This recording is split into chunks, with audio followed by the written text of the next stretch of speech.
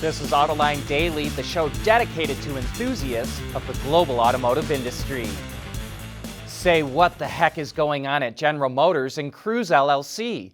Last night, GM announced that Dan Ammann, the CEO of Cruise, was leaving the company effective immediately. No thank you for your years of service. No, I'm leaving to pursue another opportunity. Nope, he's just gone. That tells us it likely ended badly. Cruise is on the verge of launching public rides and autonomous cars, and GM is counting on Cruise to generate $50 billion a year in revenue by the end of the decade. So losing the CEO like this could not come at a worse time. Kyle Vogt, the founder and CTO of Cruise, will temporarily take over until a new replacement for Ammann is found. And no doubt, in the days to come, we'll get more details of how this all went down.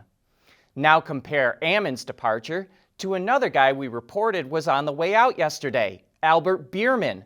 Hyundai announced that he's retiring as head of R&D, but he gets a cushy consulting role as an executive technical advisor based in Europe. Biermann has been with the company since 2015, but despite a short time there, Hyundai speaks glowingly of his, quote, unwavering dedication, how he advanced vehicle driving dynamics and helped them set up for the future. And yesterday we reported that Hyundai's design chief, Peter Schreier, could be on the way out too, and we also expect him to get glowing reviews when his time is up. Continental, the giant German supplier, is getting sucked into the world of hard-nosed realpolitik.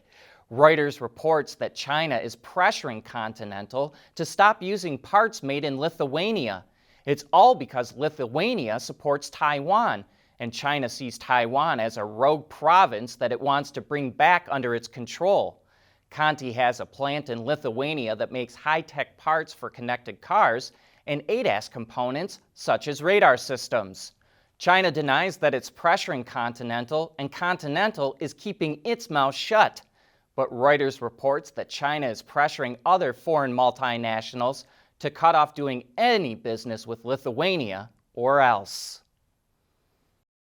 We want to know what drives your testing. OTA, connected car, diagnostics, remote testing. Intrepid Control Systems is here to help you work from anywhere. Intrepid Control Systems, driven by your data.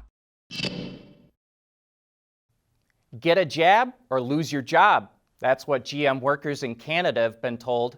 70 GM Canada employees were put on unpaid leave and could be fired because they refused to get the COVID-19 vaccine.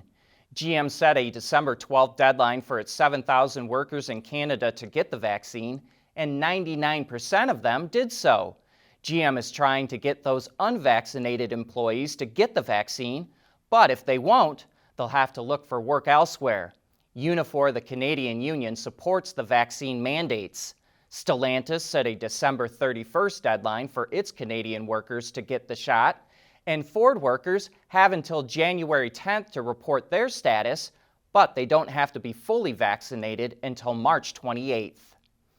Automakers will sell over 79 million vehicles globally this year, and that will probably grow to over 82 million next year, according to IHS Markit. But it's going to vary by region, depending on how new variants of COVID spread and how many people get vaccinated. In the U.S., automakers will sell 14.7 million new vehicles this year, and that should rise to 15.5 million next year as the chip shortage starts to ease. But IHS Markit says the U.S. market will probably not hit a normal 17 million units until 2024. Audi is conducting a pilot project at one of its plants in Germany using artificial intelligence to do quality control checks of spot welds. Normally, workers use ultrasound to manually inspect welds, but now Audi is using AI to detect any issues automatically and in real time. The test is being done on A6s and A7s that are built at the plant. The A6, for example, has nearly 5,300 spot welds on its body. The hope is the AI can help cut costs and boost efficiency, and if it all goes well, the Volkswagen Group plans to use AI in all of its plants. Mobility is becoming electric, connected, and autonomous, just like the manufacturing world. but will always be one thing: a reliable partner for our customers.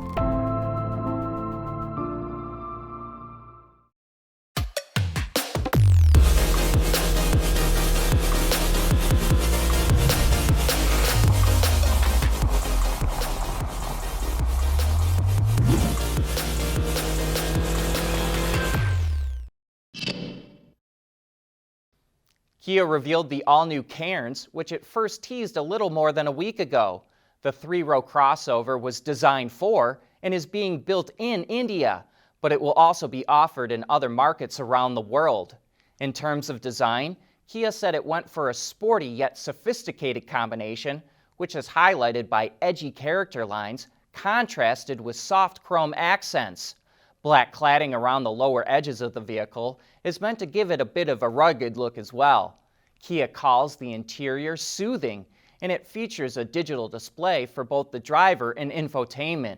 Both gas and diesel engines will be available with a number of transmissions, including a 7-speed DCT and 6-speed auto.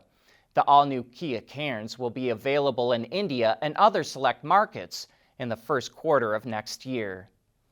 EV startup Rivian announced it's building a second manufacturing plant near Atlanta, Georgia. Construction of the $5 billion facility starts next summer, and production is expected to kick off in 2024.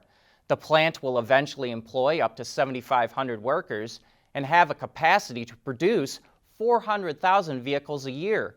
Rivian also announced it will expand its current plant in Normal, Illinois, by 623,000 square feet, which will give it a total footprint of 4 million square feet. Remember Arrival? That's the company that's going to build electric commercial vans and buses in those little micro factories. Well, it also announced a partnership with Uber earlier this year to build vehicles specifically for ride-hailing, and it just finished its first prototype. Part of its focus was to make the vehicle affordable and durable, so it uses the same easy-to-replace, molded-in-color body panels as the bus and van. But it also worked with Uber drivers to get some of their input, and we think that shows through in the vehicle's great visibility and legroom that's twice as large as the average vehicle with the same length. Arrival says testing starts in the new year. But that's a wrap for today's show. Thanks for watching, and have a great weekend.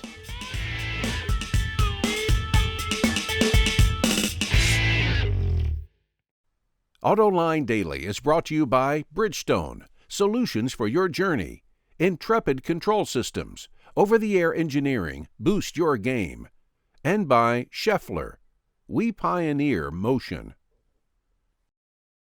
Wards is the industry leader for news, data, and analysis. That's why companies across the globe subscribe to our premium service, maybe even your own. Log in for subscriber access now, check your company's intranet for details, and rely on wardsauto.com to keep you informed.